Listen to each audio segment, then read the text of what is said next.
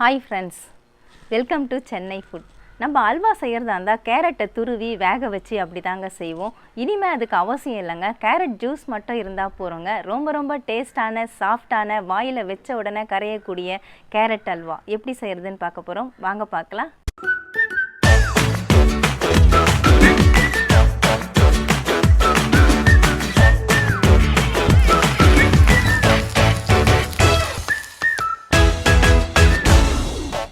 கேரட்டை வச்சு நம்ம புதுவிதமான முறையில் அல்வா செய்ய போகிறோங்க. அதுக்காக நான் 300 கிராம் அளவுக்கு கேரட் எடுத்திருக்கேன். இந்த கேரட்டை டாப் பாட்டம் போர்ஷனை கட் பண்ணிவிட்டு நல்லா சுத்தமாக வாஷ் பண்ணி தோல் சீவி எடுத்துக்கோங்க. எடுத்துகிட்டு இந்த மாதிரி கிரேட்டரில் வச்சு துருவி எடுத்துக்கோங்க. சின்ன ஹோல்ஸ் இல்லை பெரிய ஹோல்ஸ் எதில் வேணாலும் துருவி எடுத்துக்கலாம். நான் எல்லாத்தையுமே துருவி எடுத்து வச்சுருக்கேன். இதை நம்ம மிக்ஸி ஜாருக்கு மாற்றிக்கலாம்.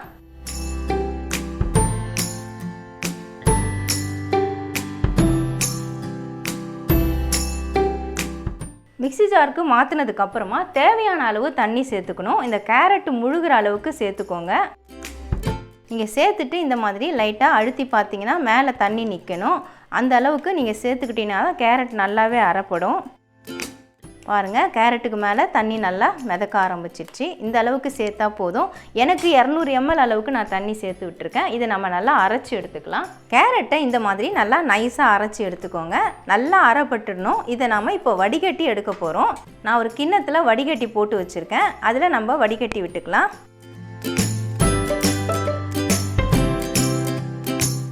சாதாரணமாக நம்ம கேரட் அல்வா செய்கிறதா இருந்தால் அப்படியே துருவிட்டு வேக வச்சு செய்வோம். ஆனால் இதில் பார்த்தீங்கன்னா நம்ம அரைச்சிட்டு அந்த ஜூஸை மட்டும்தான் எடுத்து செய்ய போகிறோம். கேரட்டோட வாசனையே சுத்தமாக இருக்காது. ஆனால் டேஸ்ட்டு ரொம்ப சூப்பராக இருக்கும். வாயில் வச்ச உடனே கரையும், அந்த அளவுக்கு டேஸ்ட்டாக இருக்கும். இதை நல்லா வடிச்சிட்டு இந்த திப்பியை நம்ம எடுத்து போட்டுடலாம். இந்த திப்பி நமக்கு தேவையில்லை. கேரட் ஜூஸ் எல்லாத்தையுமே நான் வடிகட்டி எடுத்துட்டேங்க. பாருங்கள், இந்த அளவுக்கு நல்லா தெளிவாக இருக்குது. இது அப்படியே ஓரமாக இருக்கட்டும். ஒரு குட்டி பவுல் எடுத்துக்கோங்க. இதில் 6 டீஸ்பூன் அளவுக்கு கார்ன்ஃப்ளோர் சேர்த்து விட்டுக்கலாம். 6 டீஸ்பூன் அளவுக்கு கார்ன்ஃப்ளோர் சேர்த்துருக்கோம். அதே 6 டீஸ்பூன் அளவுக்கு தண்ணி சேர்த்துக்கலாம். சேர்த்துட்டு நல்லா ஃபோர்க் ஸ்பூன் வச்சு கலந்து விட்டுக்கோங்க. நல்லா கட்டிகள்லாம் இல்லாமல் இந்த மாதிரி நல்லா மிக்ஸ் பண்ணி விட்டுக்கோங்க. இதில் ஒரு பிஞ்ச் அளவுக்கு சால்ட் சேர்த்து விட்டுக்கலாம். சேர்த்துட்டு மறுபடியும் நல்லா மிக்ஸ் பண்ணிக்கோங்க. மிக்ஸ் பண்ண இந்த கார்ன்ஃப்ளவரை இந்த கேரட் ஜூஸில் நம்ம சேர்த்துக்கலாம். இது மாதிரி சேர்த்து விட்டுட்டு நல்லா கலந்து விட்டுக்கோங்க. அல்வா செய்யறதுக்கு அடிகனமான பாத்திரம் பயன்படுத்துங்க. இல்லைனா நான்ஸ்டிக் பேன் இருந்தால் நீங்கள் பயன்படுத்திக்கலாம். 2 டேபிள் ஸ்பூன் அளவுக்கு நெய் சேர்த்து விட்டுக்கலாம். 5-6 முந்திரி பருப்பை நான் சின்ன துண்டுகளாக உடச்சி வச்சுருக்கேன். இதை நம்ம நெய்யில் வறுத்துக்கலாம். ரொம்ப நிறம் மாற வேண்டாம், லேசாக நிறம் மாறினா போதும்.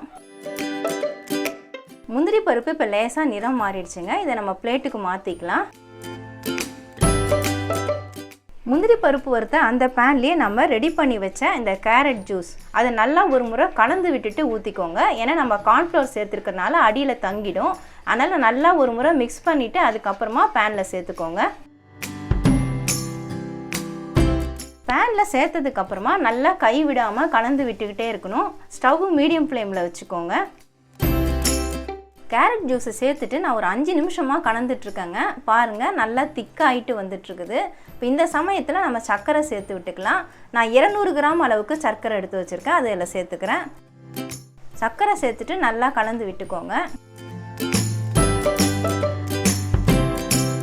இந்த அல்வாவுக்கு நம்ம கலர் எதுவுமே சேர்க்க வேண்டாங்க. அந்த கேரட்டில் இருக்கக்கூடிய அந்த ஆரஞ்சு கலர் அதுவே பார்க்குறதுக்கு நல்லா சூப்பராக இருக்குது. பாருங்கள், எந்த ஃபுட் கலரோ எதுவுமே நம்ம சேர்க்கலை.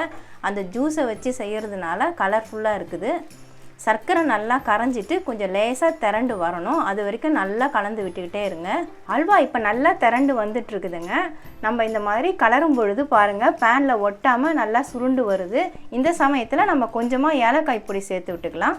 1/2 டீஸ்பூன் அளவுக்கு நான் ஏலக்காய் பொடி சேர்க்குறேன். கூடவே நம்ம நெய்யில் வறுத்து வச்ச முந்திரி அதையும் சேர்த்துடலாம். சேர்த்துட்டு நல்லா கலந்து விட்டுக்கலாம்.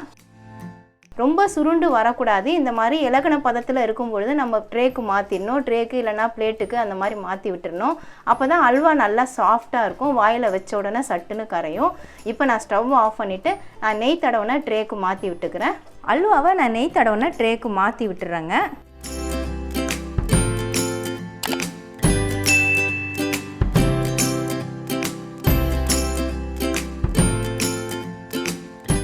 ட்ரேக்கு மாற்றி விட்டதுக்கப்புறமா கொஞ்சமாக நறுக்கி வச்ச பாதாம் பிஸ்தா அதை மேலே தூவி விட்டுக்கலாம். இது ஆப்ஷனல் தான், உங்களுக்கு பிடிச்சிருந்தா தூவிக்கோங்க. இது நல்லா ஆறட்டும். ஆறுனதுக்கப்புறமா நம்ம கட் பண்ணி விடலாம். அல்வா இப்போ நல்லா ஆறிடுச்சுங்க. ஆறுனதுக்கப்புறம் பார்த்தீங்கன்னா நான் கட் பண்ணி விட்டுட்டேன். நான் இப்போ இந்த பேச்சுலா வச்சு உங்களுக்கு எடுத்து காட்டுறேன் பாருங்கள். கையில் வச்சு எடுத்தாலே எடுக்க வரும். நான் கொஞ்சம் மெலிசாக கட் பண்ணியிருக்கிறதுனால இதில் வச்சு எடுத்து காட்டுறேன். பாருங்கள், சூப்பராக கட் ஆகிருக்குது. நம்ம கொஞ்சம் மெலிசாக ஊற்றிருக்கிறதுனால பீஸ் எல்லாமே மெலிசாக இருக்குது. தடிமனாக வேணும்னா தடிமனாக ஊற்றிக்கலாம். நான் கொஞ்சம் மெலிசாக வேணுங்கிறதுக்காக தான் மெலிசாக பரப்பி விட்டேன். ஆனால் நல்லா சூப்பராக செட் ஆகிருக்குது. நல்லா ஆறிடுச்சு. ரொம்ப சாஃப்டாக இருக்குங்க. ரொம்ப டேஸ்ட்டாகவும் இருக்கும். சாதாரணமாக நம்ம கேரட்டை துருவி போட்டு அல்வா செய்வோம். அந்த மாதிரி செய்யாமல் நம்ம கேரட்டு ஜூஸை வச்சு நம்ம அல்வா செஞ்சுருக்கோம். அதனால தான் ரொம்பவே சாஃப்டாக இருக்குது. ஆனால் ரொம்ப டேஸ்ட்டாக இருக்குங்க. அருமையாக இருக்கும். வாயில் வச்ச உடனே சட்டுன்னு கரைஞ்சிரும். கேரட் சாப்பிடாத குழந்தைங்களுக்கு இந்த மாதிரி அல்வாவாக செஞ்சு கொடுத்தா விரும்பி சாப்பிடுவாங்கங்க. ரொம்ப டேஸ்ட்டாக இருக்கும். கண்டிப்பாக ட்ரை பண்ணி பாருங்கள். ரொம்ப டேஸ்ட்டான வாயில் வச்ச உடனே கரையக்கூடிய கேரட் அல்வா எப்படி செய்கிறதுன்னு வீடியோவில் பார்த்துருப்பீங்க. நீங்களும் ட்ரை பண்ணி பாருங்கள். உங்களுக்கு இந்த வீடியோ பிடிச்சிருந்தா லைக் பண்ணுங்கள், ஷேர் பண்ணுங்கள், சப்ஸ்கிரைப் பண்ணுங்கள். பக்கத்தில் இருக்க பெல் ஐக்கானை கிளிக் பண்ணிக்கோங்க. அதில் ஆல்னு ஆப்ஷன் காட்டும், அதையும் கிளிக் பண்ணிக்கோங்க. நன்றி, வணக்கம்.